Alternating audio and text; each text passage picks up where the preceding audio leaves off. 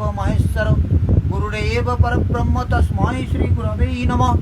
ओं नमो भगवते वासुदेवाय।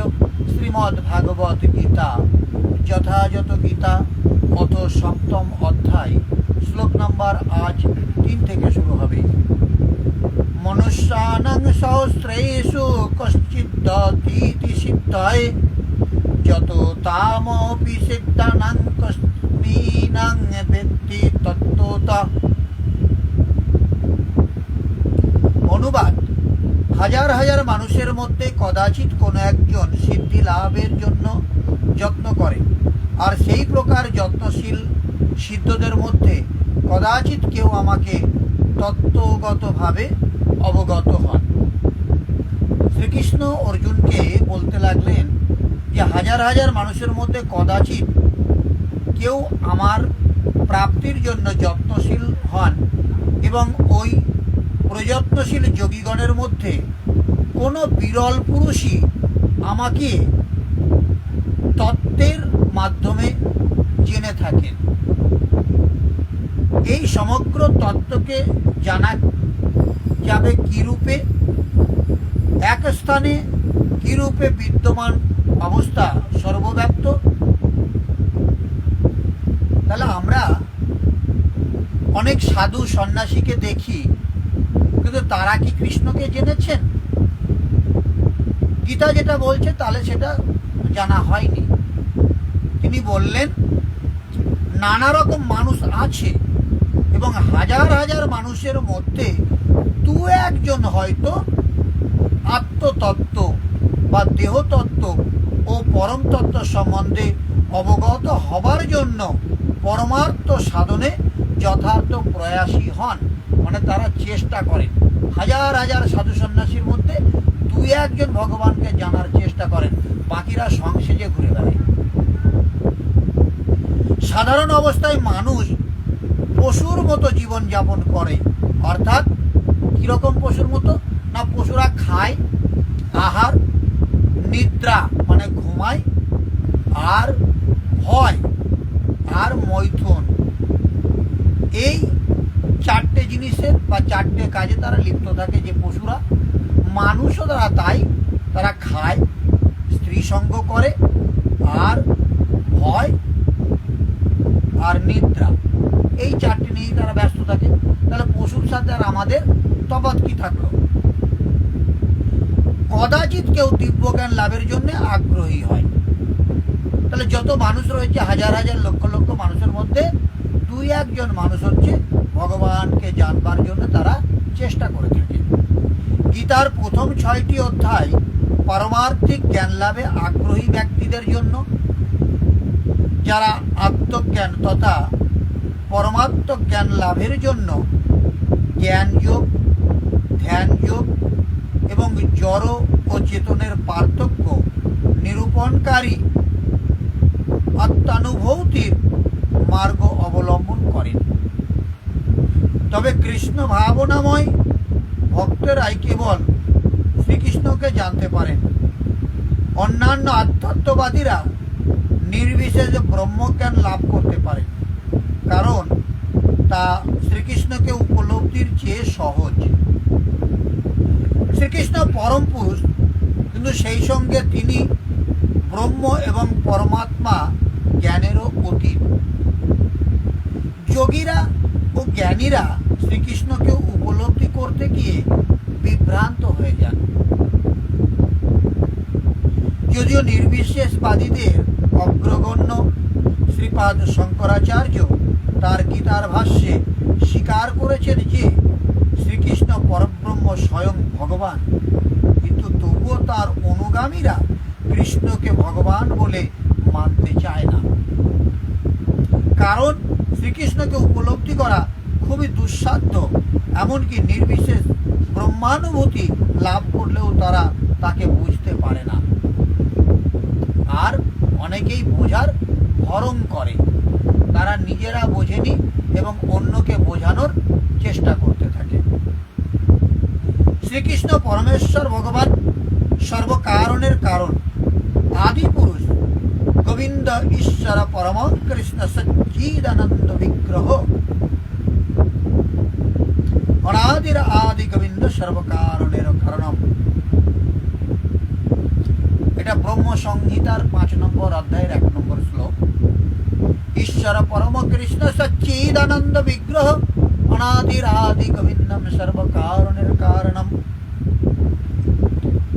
অভক্তদের পক্ষে তাকে জানা অত্যন্ত কঠিন, যদিও তারা বলে যে ভক্তি মার্গ অতি সহজ, কিন্তু তা সত্ত্বেও তারা তার অনুশীলন করতে পারে না। ভক্তি মার্গ যদি এতই সহজ হয়, তাহলে তারা কষ্ট সাপেক্ষ পথ গ্রহণ করে কেন?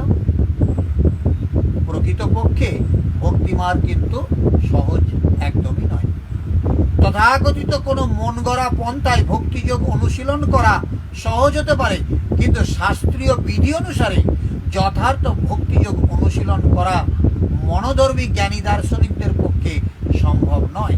তারা ভক্তির ভান করতে পারে, ভক্তির সং সাজতে পারে, কিন্তু প্রকৃতপক্ষে ভক্তি সে বিষয়টা আলাদা, সেই জায়গায় হয়তো পৌঁছানোই সম্ভব হয় না। তাই তারা অচিরেই ভক্তিমার্গ থেকে ভ্রষ্ট হয়ে যায়। ভক্তি রসামৃত সিন্ধু গ্রন্থে প্রথম অধ্যায়ের প্রথম স্কন্ধের 2য় অধ্যায়ের 101 নম্বর শ্লোকে শ্রীল রূপ গোস্বামী পাদ বলেছেন, শ্রুতি স্মৃতি পুরাণাদি পঞ্চরাত্রি বিধিং বিনা ঐকান্তিকি হরের ভক্তি রোৎপাতৈব কল্পতে। উপনিষদ, পুরাণ, নারদ পঞ্চরাত্র আদি প্রামাণিক বৈদিক শাস্ত্রবিধির অনুগামী না হয়ে যে ভগবদ ভক্তি সম্পাদিত হয়, তা কেবল সমাজের উৎপাতের সৃষ্টি করে। মানে এই রকম ভক্তরা সমাজের উৎপাত তৈরি করে। কারা? না, যে সমস্ত ভক্তরা উপনিষদ পড়েনি বা উপনিষদ মানে না, যারা পুরাণ সম্পর্কে জ্ঞান রাখেনি, নারদ পঞ্চরাত্রি যারা পড়েনি বা শোনেনি, আদি প্রামাণিক কোনো গ্রন্থ বা বৈদিক শাস্ত্র বিধি তারা মানে না বা তারা জানে না, এই তো অনুগামী না হয়ে যারা ভক্তি সম্পাদন করতে চায় বা ভক্ত নিজেদেরকে বলতে চায় যে আমরা ভক্ত, তারা সমাজের উৎপাত সৃষ্টি করে। কারণ কি? তারা নিজেদের মন গড়া কিছু নিয়ম নীতিকে ভক্তি বলে তারা চালিয়ে দিতে চায়, এই সমাজে আর একটা বোঝা তৈরি করে। তাহলে এখানে নিয়ম কখনো তৈরি করা যায় না, নিয়ম কিন্তু তৈরি আছে। আমরা যেমন ভারতবর্ষে বসবাস করি, ভারতবর্ষে আমরা আইন তৈরি করতে পারি না। B.R. আম্বেদকর আইন তৈরি করে রেখেছে, সেই আইনের উপর আমাদেরকে চলতে হয়। কেউ যত বড় নেতাই হোক না কেন, সে নিজের মতো আইন তৈরি করতে পারে না। তেমনিভাবে আমাদের সনাতনী শাস্ত্রে মনুসংহিতার আইনে আমাদের সমাজ এখনো চলে। তাহলে সেই মনুসংহিতার আইনকে আমরা প্রাধান্য দিই, বিভিন্ন শাস্ত্র গ্রন্থের পড়ার মাধ্যমে আমরা এগুলো জানতে পারি। কিন্তু কেউ যদি বলে থাকে যে না, আমার গুরুদেব এই বলেছে বা আমাদের পরম্পরায় এটা ধরে আসে, এটা উৎপাতের সৃষ্টি হয়, এটা কোনো সামাজিক বা প্রামাণিক গ্রন্থসমূহের প্রতিপন্ন করা এটা নিয়ম বা আইন হতে পারে না। ব্রহ্মবেত্তা নির্বিশেষবাদীরা অথবা পরমাত্ম তত্ত্বজ্ঞায় যোগীর পক্ষে কখনোই পরমেশ্বর ভগবান শ্রীকৃষ্ণের যশোদা নন্দন অথবা পার্থসারথী রূপকে জানা সম্ভব নয়। এমনকি মহান দেবতারাও কখনো কখনো শ্রীকৃষ্ণের সম্বন্ধে বিভ্রান্ত হয়ে পড়েন। মাং তু বেদ না কশ্চন, কেউ আমাকে তত্ত্ব তো জানতে পারে না, ভগবান নিজেই সে কথা বলেছেন। আর কেউ যদি তাকে জেনে থাকে তবে স মহাত্মা দুর্লভ, এমন মহাত্মা অত্যন্ত দুর্লভ। এইভাবে ভগবত ভক্তির আশ্রয় গ্রহণ না করলে মহাপণ্ডিত বা দার্শনিকেরাও শ্রীকৃষ্ণকে তত্ত্ব জানতে পারে না।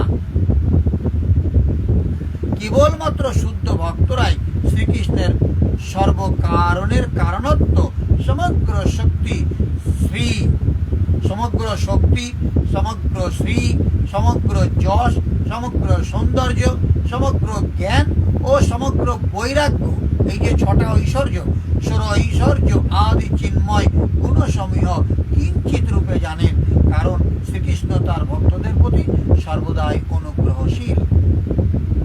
শ্রীকৃষ্ণ ব্রহ্ম উপলব্ধির পরাকাষ্ঠা, তাই ভক্তরাই কেবল তাকে তত্ত্বত উপলব্ধি করতে পারেন। শাস্ত্রে বলা হয়েছে, অত শ্রীকৃষ্ণমাদিন ভাবেদ গ্রাহ্যমিন্দ্রিয়ৈ সেবন মোকে হি যোবদ্ধৌ স্বয়মেব স্ফুরত্তত্ত্ব। জড় স্থূল ইন্দ্রিয়ের দ্বারা কখনোই ভগবান শ্রীকৃষ্ণকে জানতে পারা যায় না। ভক্তের ভক্তিতে প্রসন্ন হয়ে ভগবান শ্রীকৃষ্ণ স্বয়ং তার কাছে নিজেকে প্রকাশিত করেন। এ কথা কোথায় পেলাম? না, ভক্তিরসামৃত সিন্ধুর 1 নম্বর স্কন্ধের 2 নম্বর অধ্যায়ের 234 নম্বর শ্লোকে এটা প্রতিপন্ন করা হয়েছে। শ্লোক নাম্বার 4 বলে আজকের পাঠ বিশ্রাম দেব।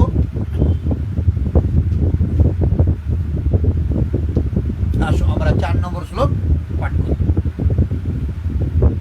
ভূমিরাপহনালোপায়ুকং মনোবুদ্ধিরেব চ অহংকার ইতিয়ং মে বিনা প্রকৃতরষ্টধা।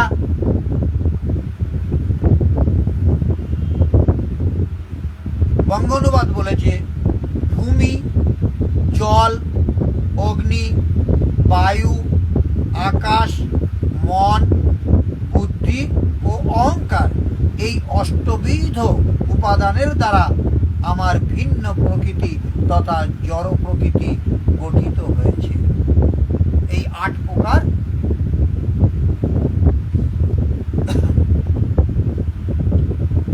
অর্জুনকে বলো, অর্জুন তুমি গুনতে থাকো। দেখো হচ্ছে পৃথিবী, জল, অগ্নি, বায়ু, আকাশ, মন, বুদ্ধি এবং অহংকার, এই 8 ভাগে আমার প্রকৃতি বিভক্ত। এটাই অষ্টধা মূল প্রকৃতি। তাৎপর্য কি বলেছে? ভগবত তত্ত্ববিজ্ঞান ভগবানের স্বরূপ এবং তার বিভিন্ন শক্তির তত্ত্ব বিশ্লেষণ করে। ভৌতিক শক্তিকে প্রকৃতি বা ভগবানের বিভিন্ন পুরুষ অবতারের শক্তি বলা হয়। সেই সম্বন্ধে শাশ্বত তন্ত্রে বলা হয়েছে, বিষ্ণস্তৌ ত্রীণি রূপাণি পুরুষাখ্যানাত্তবিদু একন্তু মহাত স্রষ্টোদ্বিতীয়ং দণ্ড সংস্থিতম তৃতীয়ং সর্বভূতস্থং তানি জ্ঞাতা বিমুচ্যতে। জড় সৃষ্টির নিমিত্ত ভগবান শ্রীকৃষ্ণের সাংখ্য প্রকাশ রূপে 3 জন বিষ্ণু প্রকট হন। তাহলে আমরা যে বিষ্ণুর কথা জানি, সেই বিষ্ণু কিন্তু একজন নয়, 3 জন বিষ্ণুর কথা আমরা শুনছি। অমিত মুহুরী, হরে কৃষ্ণ। তাহলে আমরা যে বিষ্ণু জানি, ব্রহ্মা বিষ্ণু মহেশ্বর, যে বিষ্ণু আমাদের সৃষ্টিকর্তা, সে বিষ্ণু কিন্তু একজন বিষ্ণু নয়, 3 জন এখানে বিষ্ণু আছে। প্রথম জন হচ্ছে মহাবিষ্ণু, মহাতত্ত্ব নামে সমগ্র ভৌতিক শক্তির সৃজন করে। দ্বিতীয় বিষ্ণু হচ্ছে গর্ভোদকশায়ী বিষ্ণু, সমস্ত ব্রহ্মাণ্ডের মধ্যে নানাবিধ সৃষ্টি করবার জন্য প্রবেশ করেন। আর তৃতীয় বিষ্ণু হচ্ছে ক্ষীরোদকশায়ী বিষ্ণু, পরমাত্মা রূপে সমস্ত বিশ্ব ব্রহ্মাণ্ডে পরিব্যাপ্ত হন। তাহলে আমরা 3 জন বিষ্ণুকে পাই। এমনকি তিনি পরমাণুর মধ্যেও বিরাজ করেন। এই 3 বিষ্ণু তত্ত্ব সম্বন্ধে যিনি অবগত, তিনি জড়বন্ধন থেকে মুক্তি লাভের যোগ্য। বৈষ্ণব কাকে বলে? না, বিষ্ণু জানতি বৈষ্ণব। তাহলে বিষ্ণুকে যিনি প্রত্যক্ষভাবে জেনেছেন তাকে বৈষ্ণব বলা যায়। আর যিনি বিষ্ণুকে জানেন না, তিনি আমার মতো মালা পড়লে, তিলক পড়লে, তাকে বৈষ্ণব বলা হবে না। যেমন আমি একজন ভণ্ড। তাহলে এখানে 3 জন বিষ্ণুকেই জানতে হবে। এখানে মহাবিষ্ণু তার কাজ কি, গর্ভদোষায়ী বিষ্ণু তার কাজ কি, এবং ক্ষীরোদোষায়ী বিষ্ণু তার কাজ কি, এই বিষয়ে এবং তার উৎপত্তি সমস্ত কিছু এটা জানা অবশ্যই দরকার। এই বিষ্ণুকে যিনি জানেন তিনিই প্রকৃত বৈষ্ণব। এই জড়জগৎ ভগবানের অনন্ত শক্তির মাধ্যমে একটি সাময়িক প্রকাশ। জড়জগতের প্রতিটি কার্যকলাপ শ্রীকৃষ্ণের আংশিক প্রকাশ রূপ। এই তিন বিষ্ণুর পরিচালনায় সাধিত হয়, তাদের বলা হয় ভগবানের পুরুষ অবতার। সাধারণত যারা শ্রীকৃষ্ণের তত্ত্ব সম্বন্ধে অবগত নয় তারা মনে করে যে এই জড়জগৎটি জীবের ভোগের জন্য এবং জীবই হচ্ছে পুরুষ, প্রকৃতির কারণ, নিয়ন্তা ও ভোক্তা। তাই নিজেরা নিজেদেরকে তখন ভোক্তা মনে করে ভগবানের কথা ভুলে গিয়ে। ভগবদ গীতা অনুসারে এই নির্বিশেষবাদী সিদ্ধান্তকে ভ্রান্ত বলে প্রতিপন্ন করা হয়েছে। আলোচ্য শ্লোকটিতে বর্ণনা করা হয়েছে যে ভগবান শ্রীকৃষ্ণ এই জড় সৃষ্টির আদি কারণ। শ্রীমদ্ ভাগবতে এই কথা প্রমাণিত হয়েছে, জড় সৃষ্টির যে সমস্ত উপাদান তা ভগবানেরই ভিন্ন শক্তি। এমনকি নির্বিশেষবাদীদের পরম লক্ষ্য ব্রহ্মজ্যোতি পরম ব্রহ্মে অভিব্যক্ত ভগবানের একটি চিন্ময় শক্তি। বৈকুণ্ঠ লোকের মতো ব্রহ্মজ্যোতিতে চিন্ময় বৈচিত্র্য নেই এবং নির্বিশেষবাদীরা এই ব্রহ্মজ্যোতিকেই তাদের পরম লক্ষ্য বলে মনে করে। পরমাত্মার প্রকাশও ক্ষীরোদোষায়ী বিষ্ণু অস্থায়ী সর্বব্যাপক রূপ। চিন্ময় জগতে পরমাত্মার রূপের অভিব্যক্তি নিত্য শাশ্বত নয়। সুতরাং যথার্থ পরম তত্ত্ব হচ্ছে পরমেশ্বর ভগবান শ্রীকৃষ্ণই। তিনিই পূর্ণ শক্তিমান পুরুষ এবং তিনি বিভিন্ন অন্তরঙ্গা ও বহিরঙ্গা শক্তি সমন্বিত। পূর্বের উল্লেখ অনুসারে জড় প্রকৃতির প্রধান 8টি রূপে অভিব্যক্ত হয়। সেগুলি হলো, প্রথম 5টি হচ্ছে মাটি, জল, অগ্নি, বায়ু ও আকাশকে বলা হয়, যা পঞ্চমহাভূত বা স্থূল সৃষ্টি, ক্ষিতি অবতেজ, মরুদ্গম। তাদের মধ্যে 5টি ইন্দ্র বিষয়ক নিহত আছে। ভৌত জগতের শব্দ, স্পর্শ, রূপ, রস ও গন্ধ। জড়বিজ্ঞানে এই 10টি তত্ত্ব ছাড়া আর কিছুই নেই। কিন্তু অন্য 3টির তত্ত্ব মন, বুদ্ধি ও অহংকারকে জড়বাদীরা উপেক্ষা করে।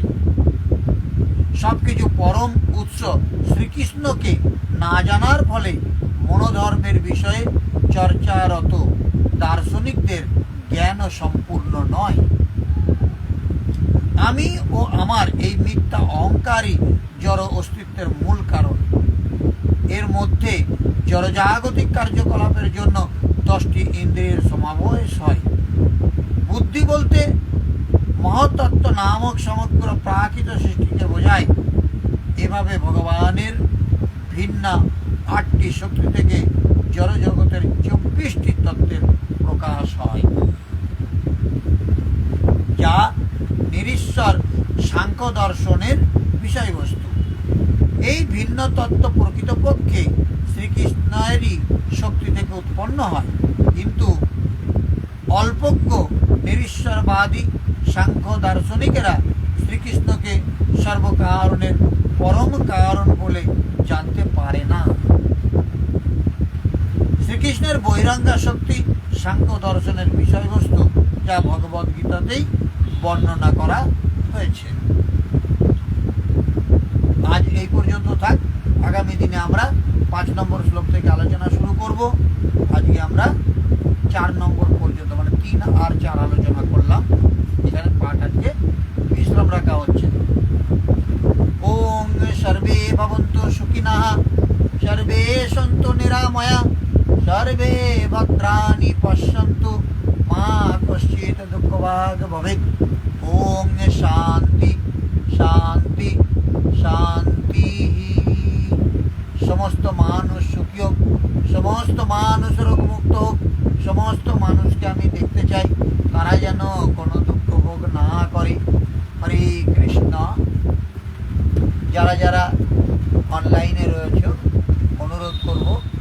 একটা কমেন্ট করবার জন্যে, আর যদি একটু শেয়ার করা যায় তাহলে তোমাদের বন্ধু বান্ধবদের মাধ্যমে আমরা এই শ্রীমদ্ ভাগবত গীতার আরও প্রসার লাভ করতে পারি।